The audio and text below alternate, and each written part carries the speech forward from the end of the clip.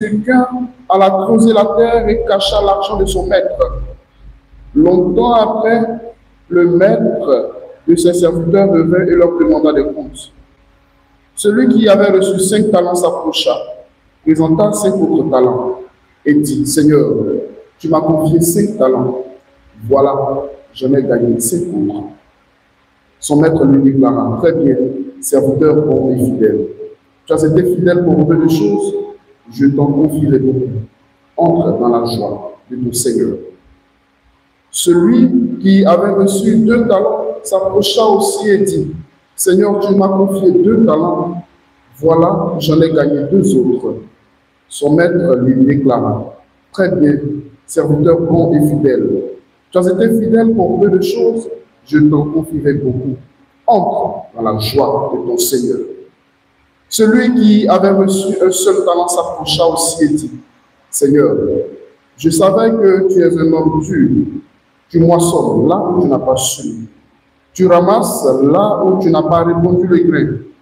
J'ai eu peur et je suis allé cacher ton talent dans la terre. Le voici, tu as ce qui t'appartient. » Son maître lui répliqua, « Serviteur mauvais et paresseux, tu savais que je moissonne là où je n'ai pas semé, que je ramasse le grain là où je ne l'ai pas répandu. Alors il fallait placer mon argent à la banque, et à mon retour, je l'aurais retrouvé avec les intérêts. Enlevez-lui donc son talent et donnez-le à celui qui en a 10. À celui qui a, on donnera encore et il sera dans l'abondance. Mais celui qui n'a rien se verra enlever, même ce qu'il a. Quant à ce serviteur bon à rien, jetez-le dans les ténèbres extérieures, là où il y aura des pleurs et des grincements. Acclamons la parole de Dieu. Louange à toi, Seigneur Jésus. Chers parents, frères et sœurs bien-aimés du Seigneur, que cette Eucharistie donne à tous et à chacun la grâce d'entrer et de demeurer dans la joie de notre Seigneur. Amen. Frères et sœurs, la parabole des talents qui est ici présentée dans cette page d'évangile, en vérité, j'en suis certain, a rebuté plus d'un parmi nous. Beaucoup se sont interrogés, mais pourquoi le maître, alors qu'il a reçu ce que lui-même a donné, se plaint du serviteur qui a reçu un talent? Mes frères et sœurs, voilà la pensée de l'homme. Voilà la pensée égoïste.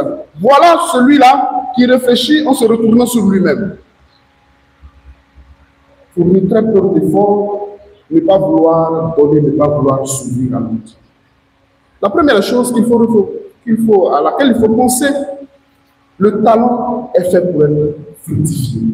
Le talent est fait pour être mis à contribution au service de la communauté. Frères et sœurs, tous ici, nous avons reçu quelque chose du Seigneur. Et cette chose, aussi petite soit-elle, doit être ouverte aux autres, doit être mise à contribution de sorte à produire davantage de fruits. L'autre leçon que j'aimerais retenir avec vous, c'est le fait de ne pas regarder dans l'assiette de l'autre. Et c'est qu'on en parle dans la première lecture. Lorsqu'il félicite ses auditeurs de leur bonne attitude d'amour fraternel et il les exhorte à quoi? À ne pas se mêler des affaires des autres. Bien souvent, nous n'arrivons pas à faire fructifier nos talents parce que nos yeux sont rivés sur les talents des autres. Bon, cela c'est bien chanté, moi je ne sais pas chanter. Alors qu'on n'a pas pris la peine de discerner ce que le Seigneur a mis dans notre cœur, ce que le Seigneur a mis en nous, ce qu'il nous a donné. Et par cette Eucharistie, nous entrions dans une réflexion seconde, dans une méditation pour discerner le talent propre, ce que le Seigneur nous a donné.